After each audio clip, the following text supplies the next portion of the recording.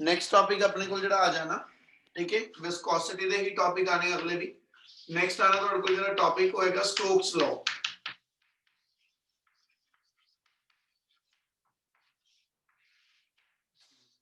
कल आपां कीता सीगा पॉइजन फार्मूला, ठीक है, ते नेक्स्ट हुण अपने कोल आएगा जिहड़ा कहंदा जी स्टोक्स लॉ। स्टोक्स लॉ पुत ये डिफाइन करदा कि जे किसी विस्कस मीडियम दे थ्रू, किसी विस्कस मीडियम दे थ्रू जे कोई बॉडी फॉल करदी आ, है ना, ते उस विस्कस मीडियम दे करके उस बॉडी दे उत्ते जिहड़ी विस्कस फोर्स लाई करेगी, जिहड़ी एज सच अपोजिंग फोर्स लाई करेगी, वो किहड़े-किहड़े फैक्टर दे उत्ते डिपेंडेंट आ। लाइन फिर रिपीट कर रहा, according to the Stokes law, whenever a small spherical body will fall through some कहना जी viscous medium, ठीक है, then always some viscous force will be acting on the body, ठीक है, which depend upon certain variable। ਇਹਦੇ ਹੁਣ ਆਪਾਂ ਐਸਾ ਚ ਲੈ ਕੇ ਚੱਲੀਏ ਤੇ ਕੱਲ ਵੀ ਕਿਹਾ ਸੀ ਪੁੱਤ, ਫਿਰ ਰਿਪੀਟ ਕਰ ਰਿਹਾ, ਪੋਇਜ਼ਲ ਫਾਰਮੂਲਾ ਜਿਹੜਾ ਆਪਾਂ ਕੱਲ ਡਰਾਈਵ ਕੀਤਾ, ਸਟੋਕਸ ਲॉ ਜਿਹੜਾ ਹੁਣ ਡਰਾਈਵ ਕਰਨ ਲੱਗੇ, ਇਹ ਡਾਇਮੈਂਸ਼ਨਲ ਮੈਥਡ ਨਾਲ ਡਰਾਈਵ ਹੁੰਦਾ। ਇਹਦਾ ਫਾਰਮੂਲਾ ਤੁਹਾਨੂੰ ਯਾਦ ਹੋਵੇ ਤਾਂ ਤੁਸੀਂ ਉੱਤੇ ਪੇਪਰ 'ਚ ਕਰ ਪਾਓਗੇ। ਪੇਪਰ 'ਚ ਆ ਗਿਆ ਸਟੇਟ ਐਂਡ ਡਿਰਾਈਵ ਸਟੋਕਸ ਲॉ, ਹੈ ਨਾ, ਸਟੇਟ ਐਂਡ ਡਿਰਾਈਵ ਸਟੋਕਸ ਲॉ। ਤੇ ਬੱਚੇ ਉਦੋਂ ਇਹਦਾ ਜੇ ਤੁਹਾਨੂੰ ਫਾਰਮੂਲਾ ਆਂਦਾ ਹੋਊਗਾ ਤੇ ਤਦੇ ਹੀ ਤੁਸੀਂ ਇਹਦੀ ਸਟੇਟਮੈਂਟ ਤੇ ਤਦੇ ਤੁਸੀਂ ਇਹਦਾ ਕਹਿੰਦਾ ਜੀ ਐਸ ਸੱਚ ਜਿਹੜਾ ਫਾਰਮੂਲਾ ਡਰਾਈਵ ਕਰ ਪਾਣਾ, ਇਹਦੇ ਪੋਇਜ਼ਲ ਫਾਰਮੂਲਾ ਵਾ। ਇਸ ਲਈ ਇਹਨਾਂ ਦੋਨਾਂ ਦੇ ਫਾਰਮੂਲੇ ਵੀ ਤੁਹਾਨੂੰ ਮੂੰਹ ਜਵਾਨੀ ਪਹਿਲੋਂ ਤੋਂ ਆਂਦੇ ਹੋਣੇ ਜ਼ਰੂਰੀ ਚਾਹੀਦੇ ਆ, ਠੀਕ ਹੈ। ਹੁਣ ਸਟੋਕਸ ਲॉ ਇਹ ਡਿਫਾਈਨ ਕਰਦਾ ਕਿ ਜੇ ਆ ਮੇਰੇ ਕੋਲ ਕੋਈ ਇੱਕ ਕਹਿੰਦਾ ਜੀ ਸਫੈਰਿਕਲ ਬॉडी ਹੈਗੀ ਆ ਔਰ ਇਹ ਸਫੈਰਿਕਲ ਬॉडी ਕਿਸੇ ਵਿਸਕਸ ਮੀਡੀਅਮ ਦੇ ਥਰੂ ਫਾਲ ਕਰਦੀ ਪਈ,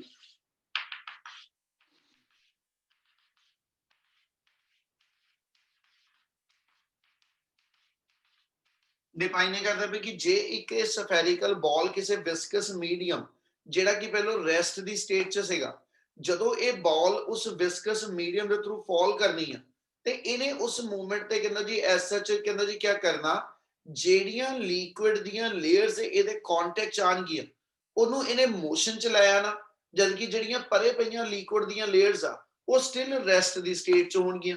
ਤੇ ਜਿਹੜੀਆਂ ਰੈਸਟ ਦੀ ਸਟੇਟ 'ਚ ਪਈਆਂ ਉਹਨਾਂ ਦੀ ਟੈਂਡੈਂਸੀ ਇਹ ਹੋਏਗੀ ਕਿ ਜਿਹੜੀਆਂ ਲਿਕੁਇਡ ਲੇਅਰ ਇਸ ਬਾਲ ਦੇ ਕਰਕੇ ਮੋਸ਼ਨ 'ਚ ਆ ਰਹੀਆਂ ਉਹਨੂੰ ਰੈਸਟ ਵਿੱਚ ਲੈ ਆਣ, ਤੇ ਜਿਹੜੀ ਮੋਸ਼ਨ 'ਚ ਲੇਅਰ ਹੋਣਗੀਆਂ ਉਹਨਾਂ ਦੀ ਟੈਂਡੈਂਸੀ ਹੋਏਗੀ ਕਿ ਜਿਹੜੀਆਂ ਰੈਸਟ ਵਿੱਚ ਲੇਅਰਸ ਨੇ ਉਹਨਾਂ ਨੂੰ ਕਹਿੰਦਾ ਜੀ ਐਸ ਸੱਚ ਮੋਸ਼ਨ 'ਚ ਲੈ ਆਈਏ।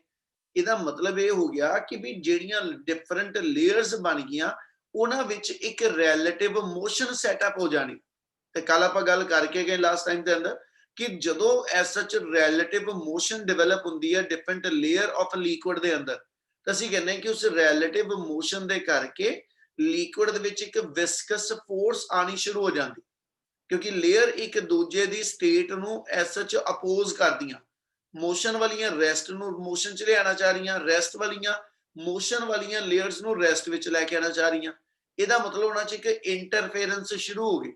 ਉਸ ਇੰਟਰਫੇਰੈਂਸ ਦਾ ਰਿਜ਼ਲਟ ਇਹ ਨਿਕਲਦਾ ਕਿ ਉਹਨਾਂ 'ਚ ਰਿਲੇਟਿਵ ਮੋਸ਼ਨ ਬਣ ਜਾਂਦੀ ਔਰ ਉਹ ਰਿਲੇਟਿਵ ਮੋਸ਼ਨ ਦੇ ਕਰਕੇ ਇੱਕ ਵਿਸਕਸ ਫੋਰਸ ਯਾਨੀ ਇੱਕ ਰਿਟਾਰਡਿੰਗ ਫੋਰਸ ਜਿਹੜੀ ਹੋਏਗੀ ਉਹ ਉਸ ਕਹਿੰਦਾ ਜੀ ਬਾਡੀ ਦੇ ਉੱਤੇ ਲਾਈ ਕਰਦੀ ਆ। क्या इन्नी गल समझ लग रही पहलों?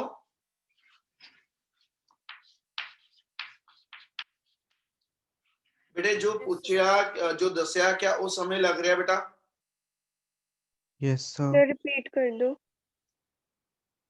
रिपीट कर लो की होया आपा किथे सीगे? नहीं सर समझ नहीं आया पूरा। ठीक है पुत्रा ठीक है।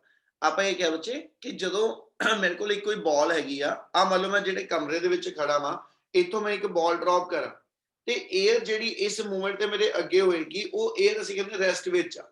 ਇਹਦੀ ਮੰਨ ਲਓ ਇੱਥੇ ਇੱਕ ਮੇਰੇ ਕੋਲ ਜਿਹੜਾ ਕਹਿੰਦਾ ਜੀ ਕੋਈ ਕੰਟੇਨਰ ਲਿਕੁਇਡ ਦਾ ਫਿਲ ਕੀਤਾ ਹੋਇਆ ਜਿਹੜਾ ਕਿ ਆਪਣੇ ਆਪ ਚ ਰੈਸਟ ਦੀ ਸਟੇਟ 'ਚ ਪਿਆ ਮੈਂ ਉਹਦੇ 'ਚ ਇੱਕ ਬਾਲ ਜਿਹੜੀ ਆ ਇਹ ਡ੍ਰੌਪ ਕਰਾਂ। ਹੁਣ ਜਦੋਂ ਬਾਲ ਉਸ ਲਿਕੁਇਡ ਦੇ ਥਰੂ ਪਾਸ ਕਰਦੀ ਪਈ ਆ ਉਹ ਲਿਕੁਇਡ ਨੂੰ ਡਿਸਟਰਬ ਕਰੇਗੀ। Yes sir. ਜਦੋਂ ਉਹਨੇ ਲਿਕੁਇਡ ਨੂੰ ਡਿਸਟਰਬ ਕਰਨਾ ਵਾ, ਠੀਕ ਹੈ, ਤੇ ਜਿਹੜੀਆਂ ਲਿਕੁਇਡ ਦੀਆਂ ਲੇਅਰਸ ਉਹਦੇ ਕੰਟੈਕਟ 'ਚ ਆਣੀਆਂ ਉਹ ਮੇਰੇ ਕੋਲ ਮੋਸ਼ਨ 'ਚ ਆ ਜਾਣੀਆਂ ਤੇ ਬਾਕੀ ਪਰੇ ਪਈਆਂ ਲੇਅਰਸ ਜਿਹੜੀਆਂ ਨੇ ਕੰਟੇਨਰ ਦੇ ਅੰਦਰ ਉਹ ਆਪਣੇ ਆਪ ਨੂੰ ਰੈਸਟ ਵਿੱਚ ਹੀ ਰੱਖਣਾ ਚਾਹਣਗੀਆਂ। ਤੇ ਇਹਦਾ ਮਤਲਬ ਇਹ ਹੋ ਗਿਆ ਕਿ ਜਿਹੜੀਆਂ ਕਨੈਕਟਡ ਲੇਅਰ ਮੋਸ਼ਨ 'ਚ ਆਈਆਂ ਤੇ ਜਿਹੜੀਆਂ ਪਰੇ ਪਈਆਂ ਲੇਅਰ ਰੈਸਟ ਵਿੱਚ ਰਹਿਣਾ ਚਾਹ ਰਹੀਆਂ, ਇਹਨਾਂ 'ਚ ਅਸੀਂ ਕਹਿੰਦੇ ਜੀ ਆਪਸ 'ਚ ਇੰਟਰਫੇਰੈਂਸ ਹੋਣੀ ਸ਼ੁਰੂ ਹੋ ਗਈ। ਔਰ ਉਸ ਇੰਟਰਫੇਰੈਂਸ ਦਾ ਰਿਜ਼ਲਟ ਇਹ ਹੁੰਦਾ ਕਿ ਅਸੀਂ ਕਹਿੰਦੇ ਜੀ ਇਹ ਇੱਕ ਦੂਜੇ ਦੀ ਮੋਸ਼ਨ ਨੂੰ ਜਿਹੜਾ ਵਾ ਹਨਾ ਉਹ ਅਪੋਜ਼ ਕਰਦੀਆਂ, ਜਿਹਦੇ ਕਰਕੇ ਅਸੀਂ ਕਹਿੰਦੇ ਜੀ ਇਸ ਬਾਡੀ ਦੇ ਉੱਤੇ ਮੇਰੇ ਕੋਲ ਕੀ ਹੈਗਾ ਵਾ ਇੱਕ ਵਿਸਕਸ ਫੋਰਸ ਜਿਹੜੀ ਨਾ ਉਹ ਲਾਈ ਕਰਨੀ ਸ਼ੁਰੂ ਕਰ ਜਾਂਦੀ, ਜਿਹੜੀ ਕਿਹੜੀ ਚੀਜ਼ ਤੇ ਡਿਪੈਂਡ ਕਰੇਗੀ ਕਿ ਬਾਲ ਜਦੋਂ ਡਾਊਨ ਆ ਰਹੀ ਉਹਦੀ ਵੈਲੋਸਿਟੀ ਕਿੰਨੀ ਆ, ਠੀਕ ਹੈ ਜੀ, ਜਿਹੜੀ ਮੇਰੇ ਕੋਲ ਬਾਲ ਗਿਵਨ ਆ ਇਹਦਾ ਰੇਡੀਅਸ ਕਿੰਨਾ ਵਾ, ਤੇ ਜਿਹੜੇ ਮੀਡੀਅਮ ਦੇ ਥਰੂ ਫਾਲ ਕਰਦੀ ਉਹਦੀ ਵਿਸਕਸਨੈਸ ਕਿੰਨੀ ਆ, ਠੀਕ ਹੈ ਨਾ। ਤਿੰਨ ਚੀਜ਼ਾਂ ਦੇ ਉੱਤੇ ਵਿਸਕਸ ਫੋਰਸ ਕਹਿੰਦਾ ਜੀ ਡਿਪੈਂਡ ਕਰਦੀ ਆ। ਵਿਸਕਸ ਫੋਰਸ ਡਿਪੈਂਡ ਅਪਨ ਕਿਹੜੇ ਵੇਰੀਏਬਲ ਤੇ, ਅਸੀਂ ਕਹਿੰਦੇ ਨੇਚਰ ਆਫ ਲਿਕੁਇਡ, ਠੀਕ ਹੈ ਜੀ, ਰੇਡੀਅਸ ਆਫ ਦਾ ਬਾਲ ਐਂਡ ਵੈਲੋਸਿਟੀ। ਜਿੰਨਾ ਬਾਲ ਦਾ ਰੇਡੀਅਸ ਜ਼ਿਆਦਾ ਹੋਏਗਾ ਹਨਾ ਉਨੀ ਹੀ ਜ਼ਿਆਦਾ ਲਿਕੁਇਡ ਦੀਆਂ ਲੇਅਰ ਇਹਨੇ ਕਹਿੰਦਾ ਡਿਸਟਰਬ ਕਰਨੀਆਂ, ਇਹ ਮਤਲਬ ਉਨੀ ਰਿਲੇਟਿਵ ਮੋਸ਼ਨ ਜ਼ਿਆਦਾ ਬਣੂ, ਇਹ ਮਤਲਬ ਉਨਾ ਹੀ ਵਿਸਕਸ ਫੋਰਸ ਵੀ ਜ਼ਿਆਦਾ ਹੋਊਗੀ। ਦੂਜਾ ਕਿ ਜਿੰਨੀ ਕਿ ਵੈਲੋਸਿਟੀ ਨਾਲ ਬਾਲ ਆ ਰਹੀ ਆ ਹਨਾ ਉਹਦੇ ਅਕੋਰਡਿੰਗਲੀ ਲਿਕੁਇਡ ਨੇ ਡਿਸਟਰਬ ਹੋਣਾ, ਠੀਕ ਹੈ। ਤੀਜਾ ਜਿਹੜਾ ਨੇਚਰ ਆਫ ਲਿਕੁਇਡ ਹੋਏਗਾ, ਜਿੰਨਾ ਜ਼ਿਆਦਾ ਵਿਸਕਸ ਲਿਕੁਇਡ ਹੋਏਗਾ ਹਨਾ ਉਨਾ ਹੀ ਬਾਲ ਨੇ ਇਹਦੇ ਅੰਦਰ ਡਿਸਟਰਬੈਂਸ ਜ਼ਿਆਦਾ ਕ੍ਰੀਏਟ ਕਰਨੀ। ਸੋ ਆ ਤਿੰਨ ਫੈਕਟਰਸ ਨੇ ਜਿਹਦੇ ਉੱਤੇ ਵਿਸਕਸ ਫੋਰਸ ਡਿਪੈਂਡ ਕਰਦੀ ਆ। ਇਹਨਾਂ ਵਿੱਚੋਂ ਕਿੰਨਾ ਡਾਇਰੈਕਟ ਆ ਕਿੰਨਾ ਇਨਵਰਸ ਆ, ਉਹਦੇ ਲਈ ਅਸੀਂ ਐਸ ਐਚ ਇਹਨਾਂ ਦੀ ਪਾਵਰ ABC ਡਿਫਾਈਨ ਕਰ ਦੋ, ਠੀਕ ਹੈ। ਤੇ FV equal to K times eta A R power B ਤੇ V ਪਾਵਰ C। ਕਲੀਅਰ ਹੈ ਜੀ? Yes, sir. ਚਲ ਹੁਣ ਇਹਨੂੰ ਡਾਈਮੈਂਸ਼ਨਲ ਮੈਥਡ ਨਾਲ ਡਰਾਈਵ ਕਰ ਦਿਓ। ਵਿਸਕਸ ਫੋਰਸ ਆ, ਠੀਕ ਹੈ ਜੀ, SH ਫੋਰਸ ਦਾ dimensional formula MLT - 2, K dimensionless constant ਆ, ਈਟਾ ਦੀ ਡਾਈਮੈਂਸ਼ਨ ਕੀ ਹੁੰਦੀ? ਕੋਐਫੀਸ਼ੀਐਂਟ ਆਫ ਵਿਸਕੋਸਿਟੀ ਦੀ ਡਾਈਮੈਂਸ਼ਨ ਦੱਸੀ ਹੋਈ ਆ।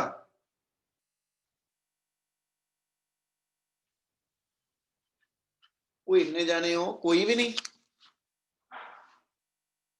ਜੇ ਡਾਈਮੈਂਸ਼ਨ ਨਹੀਂ ਯਾਦ, ਕੱਲ ਵਾਲਾ ਫਾਰਮੂਲਾ ਜਿਹੜਾ ਕਰਾਇਆ ਈਟਾ ਦਾ ਉਹੀ ਦਿਮਾਗ ਚ ਲਾਇਓ।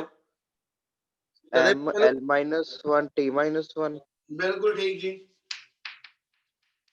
ਉਹ ਤੇ ਤਦੇ ਕਹਿੰਦਾ ਹੁੰਦਾ ਕਿ ਵੀ ਪੜ੍ਹ ਲਿਆ ਕਰੋ ਨਾਲੋਂ ਨਾਲ, ਅਗਲਾ ਟੌਪਿਕ ਜਦੋਂ ਸਮਝਣ ਬਹਿ ਜਾਣੇ ਪਿਛਲਾ ਪਤਾ ਯਾਦ ਰੱਖਿਆ ਕਰੋ। ਰੇਡੀਅਸ ਲੈਂਥ ਦੀ ਫਾਰਮ ਚ ਡਾਈਮੈਂਸ਼ਨ B ਆ ਜਾਏਗੀ ਤੇ V ਮੇਰੇ ਕੋਲ ਵੈਲੋਸਿਟੀ ਆ LT - 1 ਪਾਵਰ C ਆ ਜਾਏਗੀ, ਤੇ ਦੋਨੋਂ ਪਾਸੇ ਮਾਸ ਲੈਂਥ ਟਾਈਮ ਦੀ ਪਾਵਰ ਇਕੁਏਟ ਕਰੋ। ਮਾਸ ਦੀ ਪਾਵਰ 1 ਇਕੁਅਲ ਟੂ ਇਧਰੋਂ ਆ ਜਾਏਗਾ A ਕੱਲਾ ਹੀ ਆਇਆ ਜੀ, ਹੋਰ ਆਪਣੇ ਕੋਲ ਆਇਆ ਹੀ ਕੁਝ ਨਹੀਂ, A ਇਕੁਅਲ ਟੂ 1 ਆ ਜਾਏਗਾ। L ਦੀ power 1 equal to -A plus B plus C ਆ ਜਾਓ। T ਦੀ power -2 equal to -A minus C ਆ ਜਾਓ। A ਦੀ ਵੈਲਿਊ 1 ਆ, ਇੱਥੇ ਪੁੱਟ ਅਪ ਕਰ ਲੈਣੇ, ਠੀਕ ਹੈ ਜੀ। A ਦੀ ਵੈਲਿਊ ਇੱਥੇ ਪੁੱਟ ਅਪ ਕਰ ਲਓ, ਆਪਣੇ ਕੋਲ ਆ ਗਿਆ -2 ਇਕੁਅਲ ਟੂ -1 -C, -1 ਇਧਰ ਆ ਕੇ ਪਲੱਸ -1 ਆ ਗਿਆ equal to -C, C equal to 1 आ जाएगा।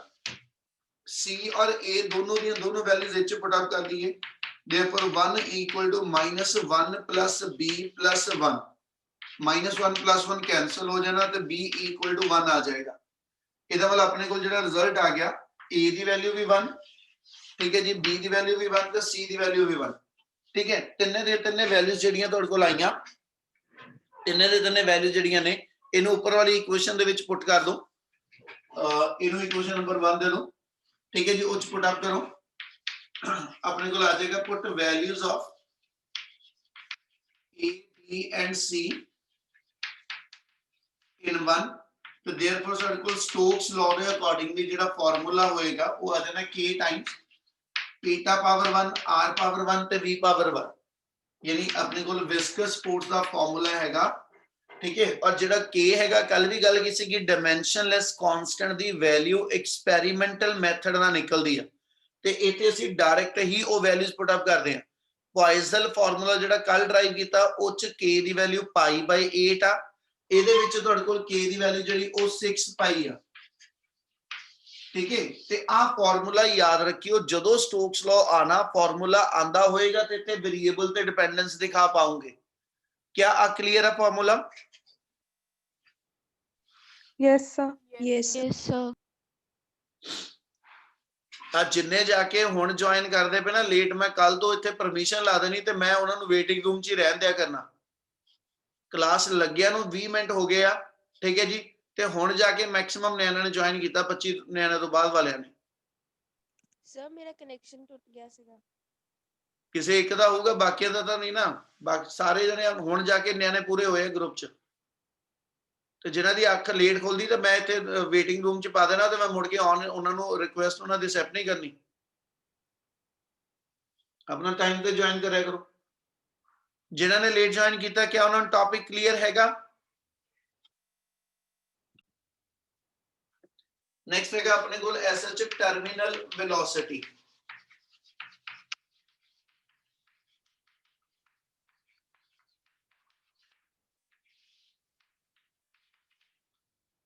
टर्मिनल वेलोसिटी, टर्मिनल वेलोसिटी किनु कही? पुत ध्यान रखियो, दो टॉपिक आ।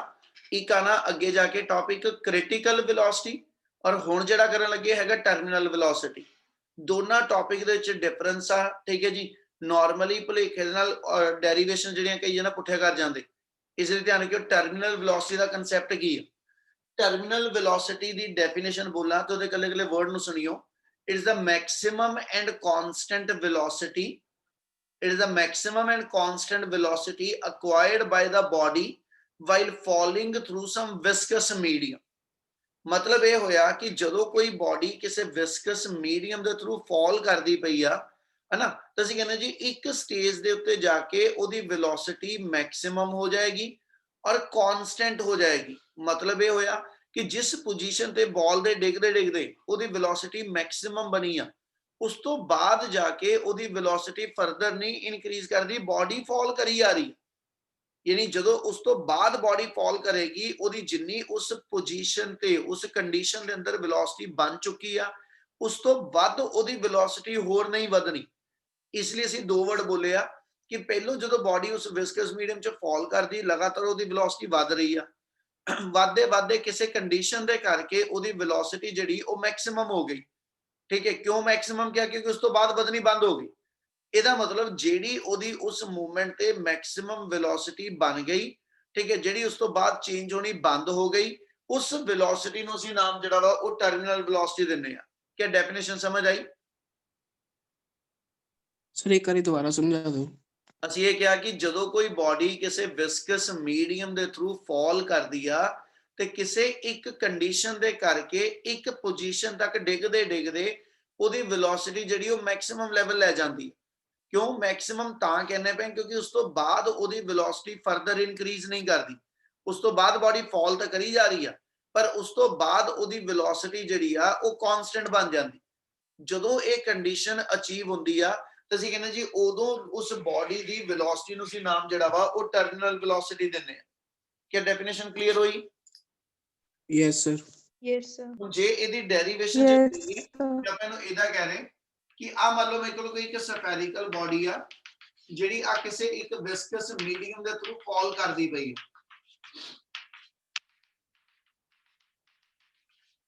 ਔਰ ਜਦੋਂ ਇਹ ਬਾਡੀ ਡਾਊਨਵਰਡ ਫਾਲ ਕਰਦੀ ਆ ਰਹੀ ਹੈ ਤਾਂ ਲਗਾਤਾਰ ਇਹਦੀ ਵੈਲੋਸਿਟੀ ਇਨਕਰੀਜ਼ ਹੋ ਰਹੀ ਆ। ਇੱਥੋਂ ਮੈਂ ਬਾਡੀ ਡ੍ਰੌਪ ਕੀਤੀ, ਠੀਕ ਹੈ, ਤੇ ਜਦੋਂ ਡ੍ਰੌਪ ਕੀਤੀ ਵੈਲੋਸਿਟੀ 0 ਸੀ। ਉਸ ਤੋਂ ਬਾਅਦ ਜਦੋਂ ਇਹਦਾ ਥੱਲੇ ਆਈ ਜਾਂਦੀ ਇਹਦੀ ਵੈਲੋਸਿਟੀ ਲਗਾਤਾਰ ਇਨਕਰੀਜ਼ ਹੋ ਰਹੀ ਹੈ, ਠੀਕ ਹੈ। ਇਨਕਰੀਜ਼ ਹੁੰਦੇ ਹੁੰਦੇ ਕਹਿੰਦਾ ਜੀ ਕਿਸੇ ਇੱਕ ਪੋਜੀਸ਼ਨ ਤੇ ਮੰਨ ਲਓ ਇੱਥੋਂ ਲੈ ਕੇ ਇੱਥੇ ਤੱਕ ਲਗਾਤਾਰ ਉਹਦੀ ਵੈਲੋਸਿਟੀ ਵਧੀ ਆ।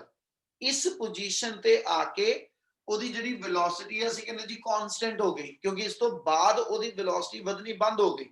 ਇਹਦਾ ਮਤਲਬ ਇੱਥੇ ਕਿ ਜਿੰਨੀ ਉਹਨੇ ਵੈਲੋਸਿਟੀ ਲੈ ਲਈ ਉਹ ਉਹਦੀ ਮੈਕਸਿਮਮ ਵੈਲੋਸਿਟੀ ਹੋਏਗੀ।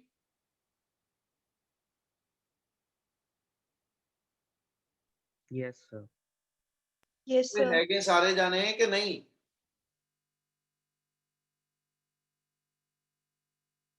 Yes, sir.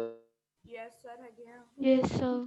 ਇਹਦਾ ਮਤਲਬ ਇਸ ਪੋਜੀਸ਼ਨ ਤੇ ਜਿਹੜੀ ਉਹਦੀ ਵੈਲੋਸਿਟੀ ਮੈਕਸਿਮਮ ਬਣੀ ਉਹ ਕਹਿੰਦਾ ਉਹ ਕਿਹੜੀ ਕੰਡੀਸ਼ਨਸ ਨੇ। ਹੁਣ ਸਮਝਿਓ ਧਿਆਨ ਨਾਲ।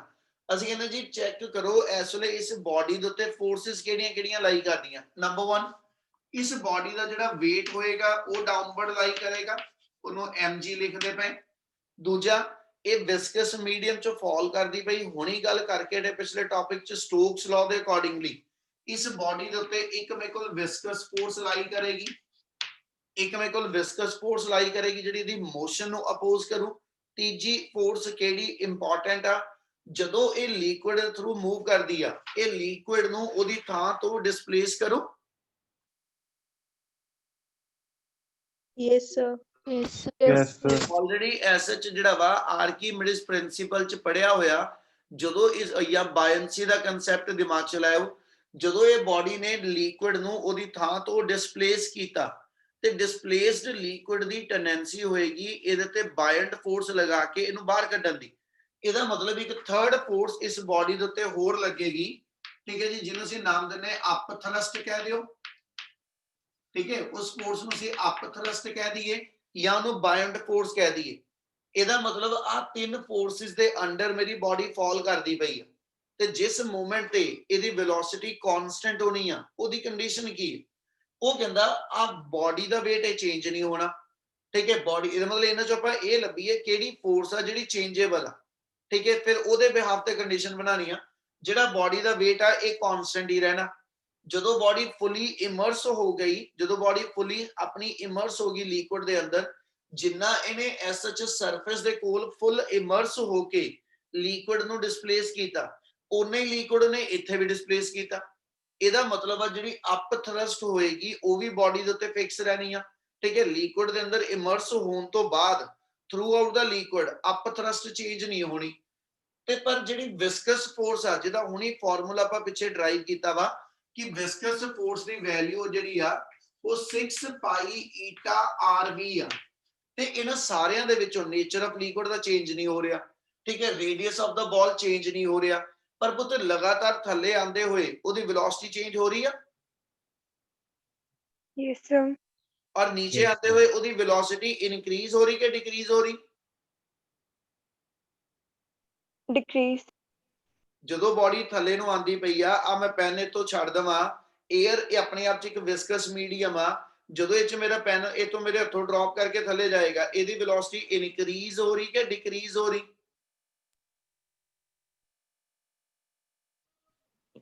ਓਏ ਸਾਰਿਆਂ ਤੋਂ ਪੁੱਛਿਆ, Increase. ਬੋਲਿਆ ਕਰੋ, ਮੈਂ ਇਹ ਤੋਂ Increase. ਕਲਾਸ ਬੰਦ ਕਰ ਦੇਣੀ ਹੋਣੀ। Increase. increase, ਹੋ ਰਹੀ। ਇਹਦਾ ਮਤਲਬ ਆ ਫਿਰ ਵੈਲੋਸਿਟੀ ਕਾਂਸਟੈਂਟ ਨਹੀਂ ਹੋਏਗੀ, ਵੈਲੋਸਿਟੀ ਲਗਾਤਾਰ ਇਨਕਰੀਜ਼ ਕਰਦੀ ਜਾ ਰਹੀ। yes sir, Yes, sir. Yes, sir. ਤੇ ਜੇ ਵੈਲੋਸਿਟੀ ਇਨਕਰੀਜ਼ ਕਰ ਰਹੀ ਹੈ ਤੇ ਵੈਲੋਸਿਟੀ ਦੇ ਕਰਕੇ ਆ ਵਿਸਕਸ ਫੋਰਸ ਵੀ ਇਨਕਰੀਜ਼ ਕਰਦੀ ਜਾਊ।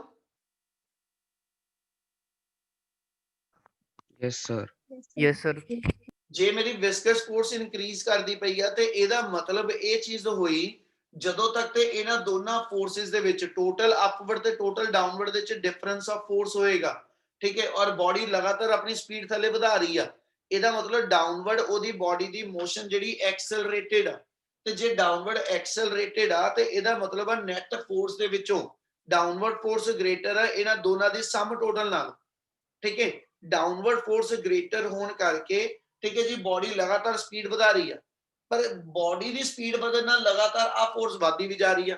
ਇੱਕ ਸਟੇਜ ਇਦਾਂ ਦੀ ਆ ਜਾਏਗੀ ਜਦੋਂ ਟੋਟਲ ਅਪਵਰਡ ਫੋਰਸ ਜਿਹੜੀ ਹੋਏਗੀ ਉਹ ਟੋਟਲ ਡਾਊਨਵਰਡ ਫੋਰਸ ਦੇ ਬਰਾਬਰ ਆ ਜੂ, ਕਿਉਂਕਿ ਇਹਨੇ ਵਧਾ ਕੇ ਤੁਹਾਡੀ ਵੈਲੋਸਿਟੀ ਨੂੰ ਇੰਨੀ ਕੁ ਫੋਰਸ ਵਧਾ ਲੈਣੀ ਆ ਕਿ ਵੀ ਟੋਟਲ ਅਪਵਰਡ ਤੇ ਟੋਟਲ ਡਾਊਨਵਰਡ ਫੋਰਸਿਸ ਦਾ ਡਿਫਰੈਂਸ ਜਿਹੜਾ ਉਹ ਖਤਮ ਹੋ ਜਾਣਾ।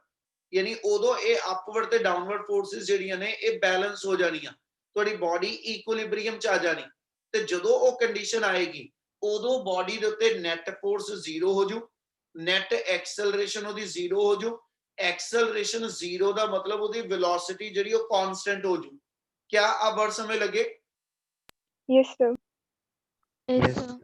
yes sir, ਇਹਨਾਂ ਦੇ ਨਾਲ ਹੀ ਆਪਾਂ ਅੱਗੇ ਤੋਂ ਗੱਲ ਬਣਾ ਰਹੇ, ਡੈਫੀਨੇਸ਼ਨ ਪਹਿਲਾਂ ਬੋਲ ਕੇ ਟਿਆ, ਠੀਕ ਹੈ ਜੀ। Maximum and constant velocity, maximum and constant velocity while falling through some maximum and constant velocity while falling while falling through some viscous medium, ठीक है। बॉडी ਦੀ ਜਿਹੜੀ ਕਾਂਸਟੈਂਟ ਤੇ ਮੈਕਸਿਮਮ ਵੈਲੋਸਿਟੀ ਅਚੀਵ ਹੋਈ ਆ ਉਹਨੂੰ ਅਸੀਂ ਕਹਿੰਦੇ ਜੀ ਟਰਮੀਨਲ ਵੈਲੋਸਿਟੀ ਕਹਿੰਦੇ। ਔਰ ਇਹਦੇ ਲਈ ਕੰਡੀਸ਼ਨ ਇਹ ਬਣੀ ਇਨ ਇਕੁਇਲਿਬ੍ਰੀਅਮ, ਜਦੋਂ ਬਾਡੀ ਦੀ ਕਾਂਸਟੈਂਟ ਵੈਲੋਸਿਟੀ ਆਣੀ ਸੀ ਕਹਿੰਦੇ ਜੀ ਉਹ ਇਕੁਇਲਿਬ੍ਰੀਅਮ ਅਚੀਵ ਕਰ ਚੁੱਕੀ ਹੋਏਗੀ, ਉਸ ਮੂਵਮੈਂਟ ਤੇ ਜਿਹੜੀ ਟੋਟਲ ਡਾਊਨਵਰਡ ਫੋਰਸ ਹੋਏਗੀ, ਬੇਸ਼ੱਕ ਇਹਦਾ ਲਿਖ ਲਓ ਇੱਕ ਵਾਰੀ, ਟੋਟਲ ਡਾਊਨਵਰਡ ਫੋਰਸ ਇਹ ਇਕੁਅਲ ਆ ਜਾਏਗੀ ਟੋਟਲ ਮੇਰੇ ਕੋਲ ਜਿਹੜੀ ਅਪਵਰਡ ਫੋਰਸ ਦੇ। that is ਆਪਣੇ ਕੋਲ ਕੰਡੀਸ਼ਨ ਆ ਜਾਣੀ ਆ W equal to FT plus FV।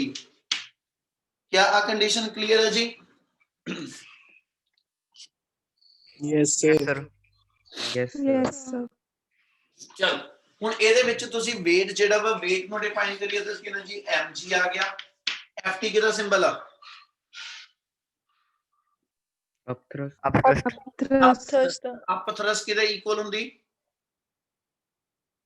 velocity displaced. ਹਾਂਜੀ ਅਪ ਥਰਸਟ ਕਾਹਦੇ ਇਕੁਅਲ ਹੁੰਦੀ ਆ? ਬੋਲੂਗੇ ਤਾਂ ਅੱਗੇ ਕੰਟੀਨਿਊ ਕਰਨਾ ਮੈਂ। Amount of volume displaced of liquid. amount of volume displaced नहीं, weight of the displaced liquid। Archimedes principle याद करो। कुछ ऐसी कीवर्ड बोले सी Archimedes principle। It states that when a body is partially or fully immersed in a liquid, it always displaced some of the liquid। and कहना जी body ਆਪਾਂ ਜੇ ਉਹਨੂੰ ਪੂਰਾ ਬੋਲਾਂ ਤੇ ਆਪਾਂ ਇਦਾਂ ਕਿ whenever a body is partially or fully immersed in a liquid, it always कहना जी lose some of its weight। ठीक है, बॉडी ਜਿਹੜੀ ਪਾਰਸ਼ਲੀ ਜਾਂ ਫੁਲੀ ਇਮਰਸ ਕੀਤੀ ਆ ਉਹ ਆਪਣਾ weight ਜਿਹੜਾ ਵਾ ਉਹ ਲਾਸ ਕਰਦੀ। and this loss in weight of the body is always equal to weight of the displaced liquid। ਜਿੰਨਾ ਬੋਡੀ ਨੇ ਲਿਕੁਇਡ ਨੂੰ ਡਿਸਪਲੇਸ ਕੀਤਾ ਉਸ ਡਿਸਪਲੇਸਡ ਲਿਕੁਇਡ ਦਾ ਜਿਹੜਾ weight ਹੋਏਗਾ ਜਿਹਨੂੰ ਅਸੀਂ ਬਾਇੰਟ ਫੋਰਸ ਜਾਂ ਅਪ ਥਰਸਟ ਕਹਿ ਦਿੰਨੇ। ਠੀਕ ਹੈ ਜੀ, ਉਹ ਮੇਰੇ ਕੋਲ ਐਸ ਸੱਚ ਕਹਿੰਦਾ ਜੀ ਲਾਸ ਇਨ weight ਨੂੰ ਤੁਸੀਂ ਬੋਡੀ ਦੇ ਵਿੱਚੋਂ ਮਾਈਨਸ ਬੋਡੀ ਦੇ weight ਚੋਂ ਜਦੋਂ ਮਾਈਨਸ ਕਰਦੇ, ਇਸ ਲਈ ਮੈਨੂੰ ਲਿਕੁਇਡ ਦੇ ਅੰਦਰ ਬੋਡੀ ਜਿਹੜੀ ਉਹ ਲਾਈਟ weight ਅਪੀਅਰ ਹੁੰਦੀ ਹੈ ਤੇ ਫਿਰ ਉੱਥੇ ਅਪ ਥਰਸਟ ਜਿਹੜਾ ਵਾ ਉਹ weight ਆਫ ਲਿਕੁਇਡ ਡਿਸਪਲੇਸ ਨੂੰ ਕਿਹਾ ਗਿਆ ਵਾ। ਕੀ ਗੱਲ ਸਮਝ ਲੱਗੀ ਆ? Yes, sir. Yes, sir. ਸੋ Yes, ਇੱਥੇ sir. FT ਲਿਖਾਂ ਤੇ FT ਦੀ ਥਾਂ ਤੇ ਜਿਹੜੀ ਟਰਮ ਆ ਇਹਨੂੰ ਸਮਾਲ mg ਦੀ ਫਾਰਮ ਚ ਲਿਖ ਦਿਓ। ਠੀਕ ਹੈ, ਨੈਕਸਟ ਲਾਈਨ ਚ ਡਿਫਾਈਨ ਕਰ ਦਿੰਨੇ FB ਦਾ ਫਾਰਮੂਲਾ 6 ਪਾਈ ਈਟਾ RB। ਠੀਕ ਹੈ, here FT equal to mg equal to weight of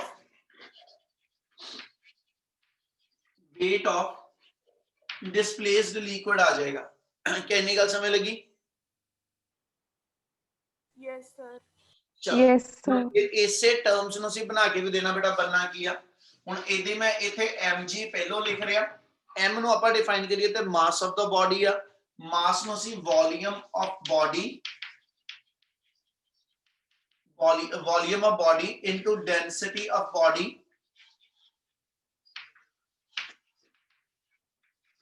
ठीक है, into acceleration due to gravity. Body मेरी स्फेरिकल शेप च आपा लेती है ते एदा वॉल्यूम 4/3 पाई r क्यूब आ जाएगा। डेंसिटी ऑफ बॉडी सिग्मा ना डिफाइन कर दो। दो डेंसिटी इन्वॉल्व होनियां, एक लिक्विड दी ओनु रो ना लिख लांगे, बॉडी दी डेंसिटी ओनु सिग्मा सिंबल दे लिया। आ इन्नी टर्म लिखा ते मेरे कोल बॉडी दा वेट बन जू। Yes, sir. Yes, sir.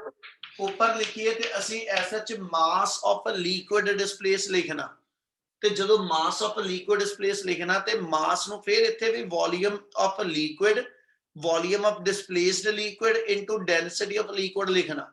ਤੇ ਇੱਕ ਪ੍ਰੋਪਰਟੀ ਬਾਰ-ਬਾਰ ਕਹਿਣਾ ਦਿਮਾਗ 'ਚ ਰੱਖੋ, ਜਦੋਂ ਬੋਡੀ ਫੁੱਲੀ ਇਮਰਸ ਆ ਤੇ ਪੂਰੀ ਬੋਡੀ ਨੇ ਜਿਹੜਾ ਲਿਕੁਇਡ ਡਿਸਪਲੇਸ ਕੀਤਾ ਉਸ ਡਿਸਪਲੇਸਡ ਲਿਕੁਇਡ ਦਾ ਵੋਲੀਅਮ ਉਹ ਸੇਮ ਓਨਾ ਹੀ ਹੋਏਗਾ ਜਿੰਨਾ ਤੁਹਾਡੀ ਬੋਡੀ ਦਾ ਵੋਲੀਅਮ ਆ। ਇਹਦਾ ਮਤਲਬ ਇੱਥੇ ਜਿਹੜਾ ਵੋਲੀਅਮ ਆਫ ਕਹਿੰਦਾ ਜੀ ਲਿਕੁਇਡ ਆਏਗਾ, ਇੱਥੇ ਵੋਲੀਅਮ ਆਫ ਡਿਸਪਲੇਸਡ ਲਿਕੁਇਡ ਆਏਗਾ, ਇਹਦੀ ਵੈਲਿਊ ਸੇਮ ਓਨੀ ਜਿੰਨੀ ਮੇਰੇ ਕੋਲ ਬੋਡੀ ਦੇ ਵੋਲੀਅਮ ਦੀ ਆ into density of liquid into ਕਹਿੰਦਾ ਜੀ ਜੀ। ਤੇ ਜੇ ਇਹਨੂੰ ਟਰਮ ਨੂੰ ਬਣਾ ਦਈਏ ਤਾਂ ਵੋਲੀਅਮ ਆਫ ਡਿਸਪਲੇਸਡ ਲਿਕੁਇਡ ਚ ਐਗਜ਼ੈਕਟਲੀ ਆਹੀ 4/3 ਪਾਈ r ਕਿਊਬ ਹੀ ਆ ਜਾਣਾ। ਗੱਲ ਸਮਝ ਲੱਗੀ? Yes, sir. Yes, sir. Yes, sir. ਇਹ ਟਰਮ ਤੁਹਾਡੇ ਕੋਲ ਆ ਗਈ 4/3 ਪਾਈ r ਕਿਊਬ ਇਨਟੂ ਰੋ ਇਨਟੂ g।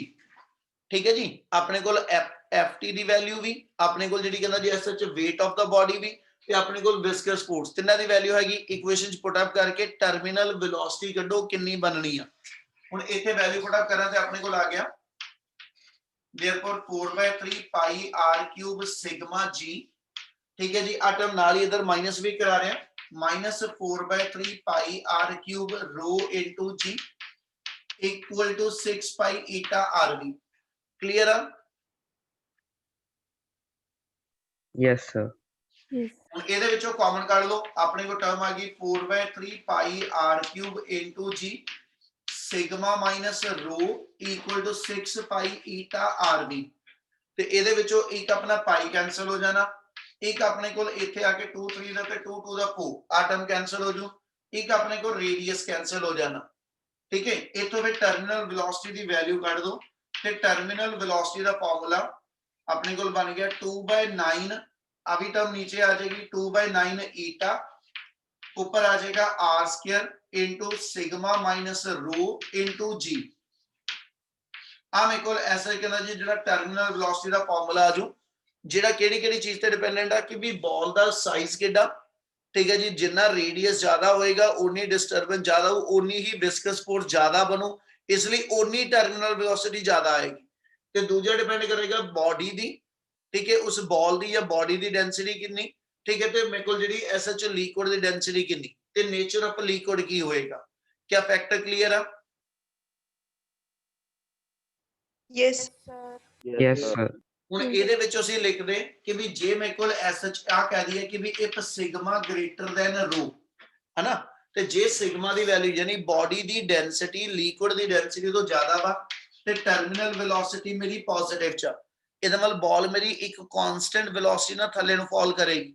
ਪਰ ਜੇ ਕਿਸੇ ਕੰਡੀਸ਼ਨ ਦੇ ਅੰਦਰ, ਠੀਕ ਹੈ ਜੀ, ਜੇ ਕਿਸੇ ਕੰਡੀਸ਼ਨ ਦੇ ਅੰਦਰ ਸਿਗਮਾ ਦੀ ਵੈਲਿਊ ਰੋ ਤੋਂ ਘਟ ਗਈ, मतलब कि जेड़ा बॉडी हैगी ओदी डेंसिटी लिक्विड दी डेंसिटी तो घट वा, ठीक है, ते उदों साडी टर्मिनल वेलोसिटी नेगेटिव बन जाती। ਇਹਦੇ ਨਾਲ ਆਪਣੇ ਆਪ ਚ ਇੱਕ ਕੁਐਸਚਨ ਕਈ ਵਾਰੀ ਜੁੜ ਜਾਂਦਾ ਕਿ ਵਾਈ ਦਾ ਕਹਿੰਦਾ ਜੀ bubbles in the soda water bottle ਦੇ always be rises in upward direction.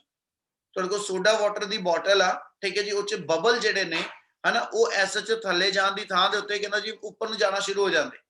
ਕਿਉਂ ਹੋ ਜਾਂਦੇ? ਉਹਦਾ ਕਾਜ਼ ਇਹੀ ਹੈਗਾ ਕਿ ਵੀ ਉੱਥੇ ਜਿਹੜੇ 에ਅਰ ਬਬਲਸ ਨੇ ਉਹਦੀ ਡੈਂਸਿਟੀ ਲਿਕੁਇਡ ਦੀ ਡੈਂਸਿਟੀ ਨਾਲੋਂ ਘੱਟ ਵਾ, ਤੇ ਜੇ 에ਅਰ ਬਬਲ ਦੀ ਡੈਂਸਿਟੀ ਲਿਕੁਇਡ ਦੀ ਡੈਂਸਿਟੀ ਨਾਲੋਂ ਘੱਟ ਆ ਤੇ ਆ ਟਰਮ ਮੇਰੀ ਨੈਗੇਟਿਵ ਚ ਬਣੋ। Yes, sir. Yes, sir. ਜੇ ਆ ਤੇ ਮੇਰੀ ਨੈਗੇਟਿਵ ਹੋਊਗੀ ਤਾਂ ਕਹਿੰਦੇ ਜੀ ਟਰਮੀਨਲ ਵੈਲੋਸਿਟੀ ਨੈਗੇਟਿਵ ਆ, ਇਹਦਾ ਮਤਲਬ ਆ ਫਿਰ ਉਸ ਪਹਿਲੋਂ ਥੱਲੇ ਡਿੱਗਦੀ ਸੀ ਚੀਜ਼, ਉਸ ਪੁਆਇੰਟ ਤੇ ਆ ਕੇ ਜਦੋਂ ਦੀ ਵੈਲੋਸਿਟੀ ਜਿਹੜੀ ਆ ਉਹ ਟਰਮੀਨਲ ਵੈਲੋਸਿਟੀ ਬਣੀ, ठीक है, तो वो एयर बबल जेडे वो ऊपर नु राइज करने शुरू हो गए, ते ओदा कॉज यही होएगा कि भी उस मोमेंट ते आ डेंसिटी जेडीयां ने ये रिवर्स कंडीशन च कहंदा जी आ गया मेरे को हो जू। टर्मिनल वेलोसिटी दा टॉपिक है क्लियर है सारियां नु? Yes, sir. Yes, sir. Yes, sir. Yes, sir. एक बारी सारे टॉपिक ते कर रिया दोबारा इनु, ते जे कोई स्टेप दा डाउट है तो एक बारी बोल।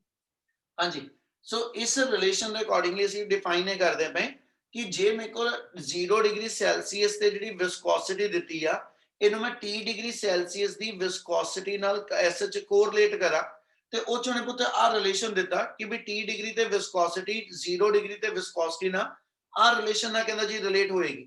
ਐਲਫਾ ਬੀਟਾ ਕਾਂਸਟੈਂਟ ਆ, ਜੇ ਮੈਂ ਹਾਇਰ ਪਾਵਰ ਨੈਗਲੈਕਟ ਕਰਕੇ ਇਹਨੂੰ 1 ਪਲੱਸ ਐਲਫਾ ਟੀ ਦੀ ਫਾਰਮ ਚ ਪੜ ਲਵਾਂ ਤੇ ਜਦੋਂ ਐਸਐਚ ਇਸ ਟਰਮ ਦੇ ਵਿੱਚੋਂ, ਠੀਕ ਹੈ, ਇਹਨੂੰ ਅਸੀਂ ਉੱਪਰ ਲੈ ਕੇ ਜਾਵਾਂਗੇ, मतलब मैं हायर पावर नेगलेक्ट कर दी ते अपना रिलेशन जेड़ा वा वो आ रह गया eta nought into 1 plus alpha T power -1। Higher power neglect कर दियो, ठीक है, तो मेरे को रिलेशन इना रह जू। और जे अल्फा ते टी मेरे स्मॉलर ने, मतलब जदों टेंपरेचर इनक्रीज करेगा आ बाइनोमियल थ्योरम लगा के जे -1 इत्थे ला लवां ते देयरफॉर अपने कोल ऐसा आ जाएगा eta t equal to eta nought into 1 minus alpha t, ठीक है। तो इस रिलेशन के अकॉर्डिंगली ये आ जाएगा जिदा जिदा टेंपरेचर इंक्रीज करेगा लिक्विड वाले केस के अंदर, ठीक है जी, ते ओदे अंदर ओदी coefficient of viscosity the value JD होएगी वो मेरी डिक्रीज करी जानी। टी दे वधन करके आटम मेरे को जदों वधनी आ ते ओवरऑल ईटा टी दी वैल्यू डिक्रीज कर रही है। इतों आपां एक कंक्लूजन ये दिन्ने पए ਕਿ ਜਿੱਦਾਂ ਜਿੱਦਾਂ ਮੇਰੇ ਕੋਲ ਗਿਵਨ ਲਿਕੁਇਡ ਨੂੰ ਤੁਸੀਂ ਹੀਟ ਕਰਦੇ ਜਾਓਗੇ, ਠੀਕ ਹੈ, ਅਸੀਂ ਕਹਿੰਦੇ ਜੀ ਉਹ ਲਿਕੁਇਡ ਮੇਰੇ ਕੋਲ ਜਿਹੜਾ ਵਾ ਉਹ ਲੈਸ ਵਿਸਕਸ ਹੁੰਦਾ ਜਾਏਗਾ, ਹਨਾ। ਅਸੀਂ ਕਹਿੰਦੇ ਜੀ ਉਹਦੀ ਐਸਚ ਜਿਹੜੀ ਵਿਸਕਸਨੈਸ ਹੈਗੀ ਆ, ਉਹਦਾ ਗਾੜਾਪਨ ਜਿਹੜਾ ਵਾ ਉਹ ਮੇਰੇ ਕੋਲ ਪੁੱਤ ਲਿਕੁਇਡ ਦਾ ਘਟਦਾ ਜਾਏਗਾ ਜਿੱਦਾਂ ਜਿੱਦਾਂ ਉਹਦਾ ਟੈਂਪਰੇਚਰ ਜਿਹੜਾ ਮੇਰੇ ਕੋਲ ਉਹ ਕਹਿੰਦਾ ਜੀ ਡਿਕਰੀਜ਼ ਕਰਦਾ, ਟੈਂਪਰੇਚਰ ਮੇਰੇ ਕੋਲ ਜਿੱਦਾਂ ਜਿੱਦਾਂ ਉਹਦਾ ਇਨਕਰੀਜ਼ ਕਰਦਾ। ਕੀ ਗੱਲ ਸਮਝ ਆਈ? Yes, sir. Yes, sir. ਇਹ ਐਸਚ ਜਿਹੜਾ ਕਨਸੈਪਟ ਅਪਲਾਈ ਕਰਦੇ ਪਏ, ਠੀਕ ਹੈ ਜੀ, ਇਹ ਮੇਰੇ ਕੋਲ ਐਸਚ ਕਹਿੰਦਾ ਜੀ ਲਿਕੁਇਡ ਦੇ ਵਿੱਚ ਇਹ ਐਪਲੀਕੇਬਲ ਆ। ਗੈਸਿਸ ਚ ਪੁੱਠਾ ਹੋ ਜਾਂਦਾ ਪੁੱਤ। ਗੈਸਿਸ ਨੂੰ ਜਦੋਂ ਇੱਕ ਕੰਟੇਨਰ ਚ ਰੱਖ ਕੇ ਜਦੋਂ ਮੈਂ ਹੀਟ ਕਰਾਂਗਾ ਤਾਂ ਅਸੀਂ ਕਹਿੰਦੇ ਜੀ ਉਹ ਲਿਕੁਇਡ ਮੋਰ ਵਿਸਕਸ, ਸੌਰੀ, ਉਹ ਗੈਸਿਸ ਜਿਹੜੀਆਂ ਨੇ ਉਹ ਮੋਰ ਵਿਸਕਸ ਹੁੰਦੀਆਂ ਜਾਂਦੀਆਂ।